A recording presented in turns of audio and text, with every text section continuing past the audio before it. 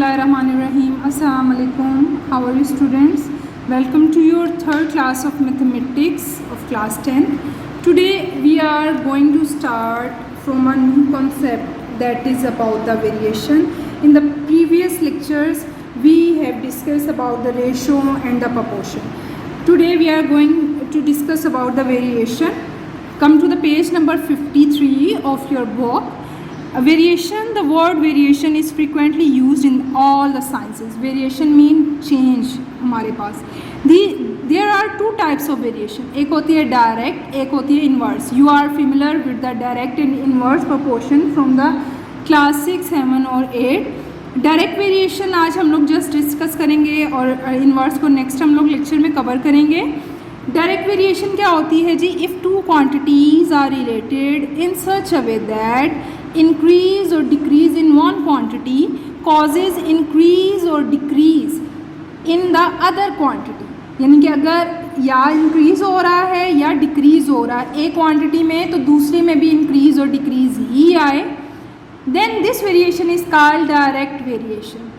In other words, if a quantity y varies directly with regard to the quantity x, we say that y is directly proportional to x and written as y is, ये directly proportion का sign ऐसे वाला है x और y is equal to kx.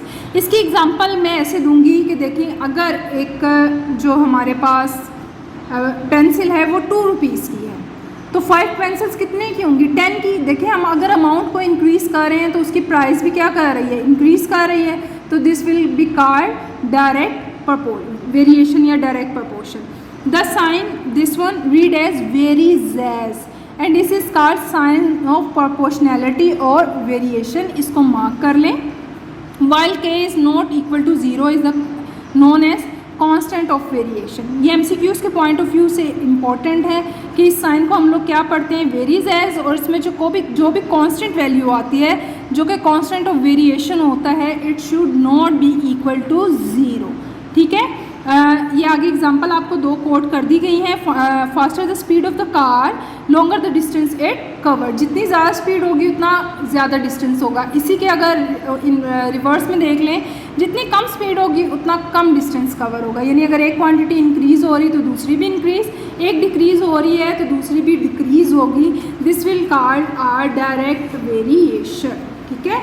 अब हम लोग अपनी एक्सरसाइज 3.2 के क्वेश्चन नंबर 1 पे आएंगे. इसमें बच्चे जितने आप लोगों के पास डायरेक्ट वेरिएशन के क्वेश्चंस होंगे they all will be same. ठीक है. सेम प्रोसीजर आप लोगों के पास फॉलो होगा. एक क्वेश्चन कर लेंगे और उसका मेथड आप लोग अच्छे से समझ लेंगे तो आप लोगों को बाकी क्वेश्चन करने में प्रॉब्लम नहीं होगी. ठीक है जी. Question number 1 is if y varies directly as x. आप लोगों को मेंशन कर दिया गया है y और x जो हैं वो डायरेक्टली वेरी कर रहे हैं. y is equal to 8 when x is equal to 2. Then find y in term of x. अब देखें यहाँ पे कोई हमारे पास स्टेटमेंट यानी इक्वेशन की फॉर्म में नहीं दी गई, कोई एक्सप्रेशन नहीं दिया गया जिसको लेके हम लोग सॉल्व करें. हमें जस्ट एक स्टेटमेंट दे दी गई है. जस्ट ये स्टेटमेंट देख लें जी, आप लोगों के पास है और आप लोगों ने इसको सॉल्व करना है. इससे सबसे पहले हम लोग अपना एक्सप्रेशन बनाएंगे. वो कैसे? इसको पढ़ते जाएंगे, अपना एक्सप्रेशन फॉर्म करते जाएंगे. जैसे y वेरीज डायरेक्टली, यानी y क्या कर रहा है? Varies as. वेरीज एज का भी साइन पढ़ा था ना ऐसे. Directly as x, y vary कर रहा है डायरेक्टली एज x. अब आप लोगों ने फिज़िक्स में भी 9th क्लास में भी ये चीज़ पढ़ी है कि जब भी हम लोग प्रोपोर्शनैलिटी के साइन को इक्वालिटी में कन्वर्ट करते हैं तो एक प्रोपोर्शनैलिटी कांस्टेंट आता है जिसको k से रिप्रेजेंट करते हैं तो y is equal to kx आ जाएगा. ये आप लोगों के पास एक इक्वेशन आ गई. इसको इक्वेशन 1 का नाम. अब अगली बात, ये इतनी स्टेटमेंट यूज़ करते हुए हम लोगों ने एक इक्वेशन बना ली. फिर उन्होंने कहा and y is equal to 8 when x is equal to 2. ये जो पहले बच्चे वैल्यू आप लोगों को दी होती हैं ये इसलिए दी होती हैं कि हम लोग जो प्रोपोर्शनैलिटी कांस्टेंट k है इसकी वैल्यू को इवेल्यूएट करें. अब यहाँ पुट क्या करेंगे? Put y is equal to 8 and x is equal to 2. 8 is equal to k as it is और x की जगह 2 यहाँ मल्टीप्लाई हो रहा है, इधर आके डिवाइड 2 4 = 8 और यहाँ पर k = 4 आ जाएगा। ठीक हो गया जी। प्रोपोर्शनैलिटी कांस्टेंट की वैल्यू आ गई। अब यहाँ से हम लोग नेक्स्ट अपना पार्ट सॉल्व करेंगे जिसमें कहा गया है कि y की वैल्यू फाइंड करें इन टर्म्स ऑफ x। ये इन टर्म्स ऑफ x का मतलब है कि हमारे पास यहाँ पर x की कोई वैल्यू गिवन नहीं होगी, numeric value, x as it is x की फॉर्म में ही आएगा। ठीक है, तो हम लोग फर्स्ट जो हमारा इसमें पार्ट है उसमें यही कहा गया है y की वैल्यू फाइंड करें इन टर्म ऑफ x। तो पुट करेंगे हम लोग k = 4 इन इक्वेशन 1। बाकी कोई वैल्यू पुट नहीं करेंगे क्योंकि हमारे पास गिवन ही नहीं है। y = kx और y = k की जगह 4 और ये हमारे पास x आ गया है, y = kx। ये हमारे पास एक इक्वेशन आ गई है y की value in terms of x। अब समझ आई इन टर्म्स ऑफ x का क्या मतलब है कि x की जगह यहाँ पर कोई न्यूमेरिक वैल्यू नहीं होगी बल्कि वेरिएबल x ही आएगा।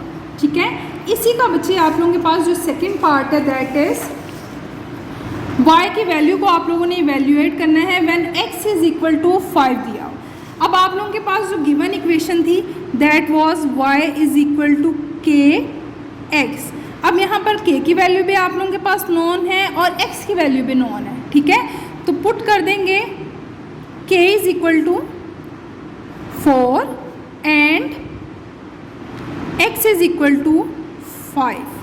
तो y = k की जगह आ गया 4, x की जगह आ गया 5, 5 4s = 20। ठीक है, 5 4s = 20। This one is your answer.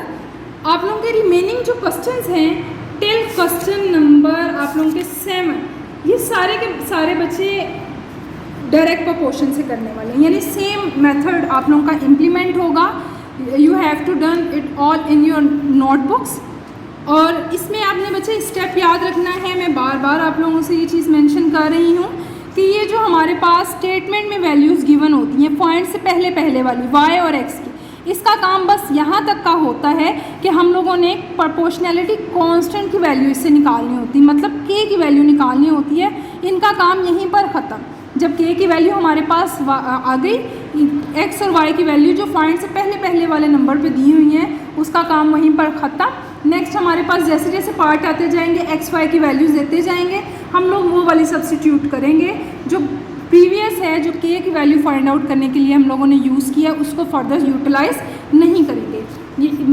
इसको एक्सप्लेन यहाँ से भी मैं कर सकती हूँ कि देखें वहाँ से x = 5 तो मैंने यहाँ पर 5 ही पुट किया है, प्रीवियस जो x की वैल्यू 2 दी हुई थी वो सब्स्टिट्यूट नहीं की। बच्चे मेजॉरिटी ये मिस्टेक करते हैं। You have to take care about this. Thank you so much. अल्लाह हाफिज़।